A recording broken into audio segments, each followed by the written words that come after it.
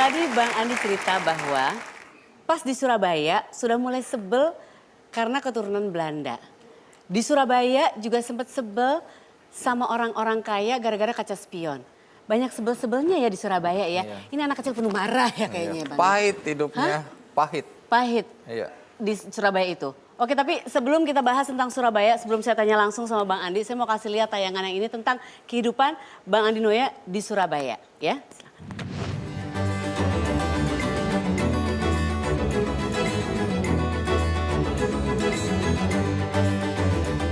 November 1965, pasca tragedi yang menewaskan kakeknya, Yopi Risakota Clarwater, seorang kepala penjara di Bone, Sulawesi Selatan, sang nenek Yolanda Brouwer memutuskan untuk kembali ke Belanda dan menjadi warga negara Belanda. Sang ibu, Nelly Medi Yvonne Noya Clarwater, kemudian membawa Andi yang saat itu berusia 5 tahun, serta kedua kakaknya pindah dan memulai hidup baru di Surabaya. Mereka semua tinggal di sebuah gang sempit di Jalan Dinoyo Tangsi, Surabaya. Masa kecil Andi banyak dihabiskan di gang sempit padat penduduk ini. Andi seringkali dimusuhi anak-anak kampung karena penampilan fisiknya yang berbeda dari teman-temannya. Andi juga kerap berkelahi, dikeroyok, dan dikejar-kejar oleh sekelompok anak-anak di kampungnya.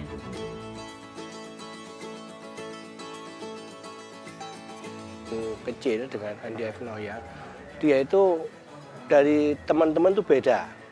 Kalau teman-teman itu kan rata-rata Jawa ya. Kalau Andy itu kelihatannya udah agak-agak Belanda begitu. Jadi dan dia lebih tinggi dari teman-teman yang lain.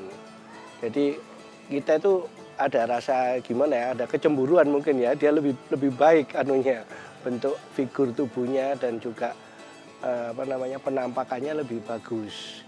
Dan di Noyo ini, di kampung ini, ya baru itulah kita lihat ada bule seperti Andi gitu ya. Jadi agak aneh juga gitu loh ya. Gitu. Dan yang kedua, berantem. Pernah suatu masa itu pada waktu itu dia dikeroyok oleh beberapa anak di kampung gitu loh ya. Dan dia ya berani walaupun dia dikeroyok, walaupun juga babak belur gitu. Itu yang saya ingat banget dari Andi Noya. Ini sama-sama kecilnya ya, kita itu sama-sama kecil aja ya. Saya kira ya sama-sama nakalnya, saya juga nakal, anak-anak juga nakal, biasa ya. Kadang kok Andi itu ya ini terus terang ya ngomong kecil, masa kecil ya kan nggak apa-apa ya. Ya dulu memang pernah saya pukuli pernah.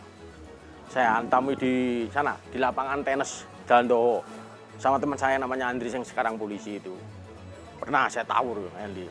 Terus tawur londo aja, tawur gitu dulu. Namanya anak kecil dulu kan nggak ngerti gitu loh.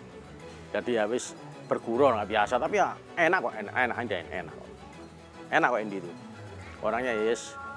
Dari dulu gitu, memang boy sendiri tuh. Di sini nggak ada Andy. Wah boy kira boy sendiri. Kelihatan kan Andy dari dulu. Anaknya lincah waktu itu ya, lincah benar. Karena kita sama masa-masa kecil tuh dia itu di antara yang paling tinggi di antara kita. Makanya panggilannya itu Andy Londo gitu. Nah, yang paling saya ingat tuh kalau dia tuh berangkat sekolah pagi tuh langkahnya, jalannya tuh cepat sekali. Itu cepat sekali kalau itu kita sampai kadang-kadang kalau ngelihat itu sering kalah duluan lah sama dia kalau jalan itu. Sebagai orang tua tunggal, Ibu Andi yang berprofesi sebagai tukang jahit sibuk bekerja. Hidup tanpa kontrol orang tua membuat perilaku Andi kebablasan. Kenakalan dan kejahilan sering dilakukannya. Hidup serba kekurangan juga mengharuskan Andi dan keluarga berpindah-pindah kontrakan. Mereka pernah menempati sebuah garasi mobil berukuran 7 x 6 meter yang dijadikan rumah tinggal di Jalan Prapanca, Surabaya. Tidak hanya itu, karena beberapa alasan, Andi dan keluarga kemudian harus pindah kontrakan ke Jalan Cisadane, Surabaya. Saat tinggal di Jalan Cisadane ini, Andi sering menumpang di rumah tetangga untuk menonton televisi. Kala itu, televisi merupakan barang mahal. Besar di jalanan, kenakalan demi kenakalan kerap Andi lakukan bersama teman-temannya. Di antaranya, mencuri makanan hewan dengan cara memanjat tembok di kebun binatang Surabaya, hingga terlibat kegiatan kriminal. Hidup dengan kondisi memprihatinkan di masa kecil membuat Andi belajar banyak hal tentang kehidupan. Hal inilah yang menjadikan Andi berempati terhadap apa yang dirasakan oleh orang-orang yang kurang beruntung.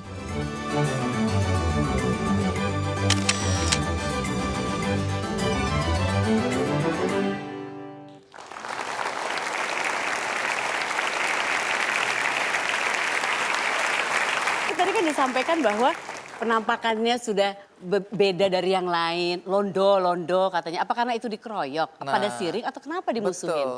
Ingat loh, ini tahun sekitar akhir 60-an. Oke. Ya. Di mana semangat melawan Belanda itu masih terasa itu. Oh, Jadi bagaimana kalau kita lihat Hari Pahlawan kan, arek-arek Surabaya. Nah, mereka itu selalu menyanyikan lagu-lagu perjuangan. udah semangat. Pokoknya musuhnya Belanda. Mau kecil mau besar, pokoknya Belanda. Pernah ketemu sama Belanda atau enggak, pokoknya musuh banget sama Belanda. Walaupun nggak ngerti Belanda itu sih. Pokoknya anak Londo ini, pakai musuh.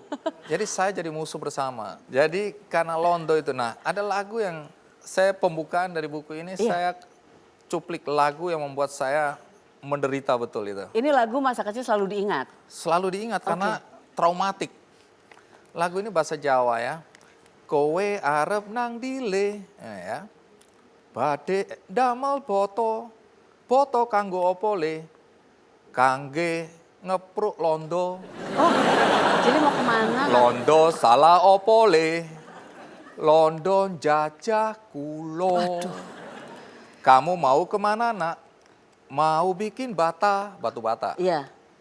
Bata untuk apa nak? Untuk ngepruk Belanda. Belanda salah apa nak? Belanda jajah saya. Nah bayangin anak kecil diuber-uber. Kowe arep nang dile. Arep wah dikejar-kejar. Jadi saya itu selalu jadi dibully. Makanya saya langsung benci betul lahir sebagai anak Belanda. Di rumah itu ayah ibu saya pakai bahasa Belanda. Ngomong bahasa Belanda. Sama kakak-kakak saya bahasa Belanda. Dari Ternate, Makassar mereka pakai bahasa Belanda. Iya. Begitu di londo-londoin, saya bilang tidak ada lagi orang boleh pakai bahasa Belanda di rumah ini. Begitu. Jadi mereka sembunyi-sembunyi. Kalau saya, oh ye weto altet. Begitu saya datang, lah iya begitu toh. Jadi masa kecil itu penuh ketakutan atau penuh kemarahan? Lebih banyak ketakutan. Jadi karena apa? Karena saya merasa nggak aman. Kenapa begitu? Orang tua saya kan single parent waktu itu, ayah dan ibu sudah berpisah. Ayah ada di Jakarta, ibu sama 2 kakak perempuan di Surabaya. Sementara ayah dengan 2 kakak laki di Jakarta. Nah, saya nggak punya orang untuk melindungi saya waktu itu. Jadi tiap kali berantem lari masuk kolong. Sembunyi sampai ibu saya nanti kalau maghrib atau malam datang pulang, baru saya berani keluar dari kolong. Di Surabaya ini penuh sedih, penuh marah, sampai terbawa-bawa. Ini yang cerita tentang sebel sama orang kaya gara-gara kaca spion itu apa? Itu kejadian sesudah kami keluar dari Dinoyo Tangsi. Jadi kami pindah ke Jalan Prapanca. Pada saat itu saya dan teman itu naik sepeda. Kalau boleh jujur sebenarnya yang nyupir itu teman saya. Tapi karena saya umurnya udah 13 tahun, sementara dia masih 10 tahun. Begitu oleng, kami langsung nabrak spion mobil. Mobil orang. Patah. Karena dia anak kecil, yang dikejar kan yang gede. Iya. Langsung orangnya keluar, supirnya dikejar saya. Nah, waktu itu saya tinggal di sebuah garasi rumah orang. Jadi kami hanya mampu menyewa sebuah garasi. Waktu orang itu datang, marah-marah. Rupanya supirnya lapor ke yang punya. Yang punya datang dan marah-marah juga ke ibu saya. Saya dengar ibu saya dimarah-marahin. Saya ketakutan aja. Nah, begitu selesai, sudah sepi, ibu saya masuk, ibu saya peluk saya. Dia bilang, kamu nggak usah takut. Semuanya sudah selesai, kamu nggak salah. Nah, tapi yang terjadi kemudian ibu saya cerita bahwa dia harus mengganti kaca spion itu. Nah, harga kaca spion waktu itu berat betul buat ibu saya. Nah, dan dia mintanya tidak diganti tiap bulan, tapi tiap minggu itu ibu saya harus mengangsur. Nyicil ya tiap minggu. Saya marah sekali mendengar itu, artinya kecewa. Kalau dia, kan dia punya mobil, orang kaya lah. Iya. Kemudian dia melihat kami hanya tinggal di sebuah garasi orang. Yang nggak layak bahkan untuk jadi rumah. Tapi kok tega-teganya dia menyuruh ibu saya untuk mengganti spion itu. Sehingga saya bilang memang orang kaya itu jahat.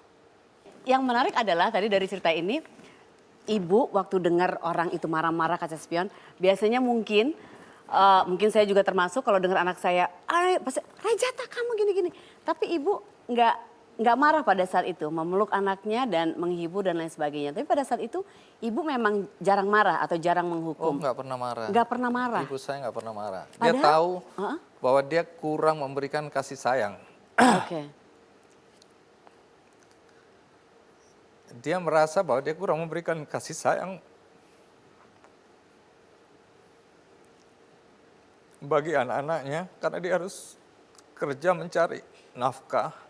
Pada saat-saat di mana saya kecil waktu itu, saya penuh dengan kemarahan. Kemarahan bahwa ibu saya tidak memberikan kasih sayang yang cukup buat saya, buat kakak-kakak saya. Dan pada saat yang sama juga, ayah saya nggak ada. Jadi saya merasa tumbuh dalam kondisi kurang kasih sayang. Karena itu saya tidak mau itu terjadi pada anak-anak saya, pada anak-anak lain di Indonesia di mana-mana. Jangan kemana-mana ya, kita ngobrol lagi di sini masih di Kick Sarasehan ya.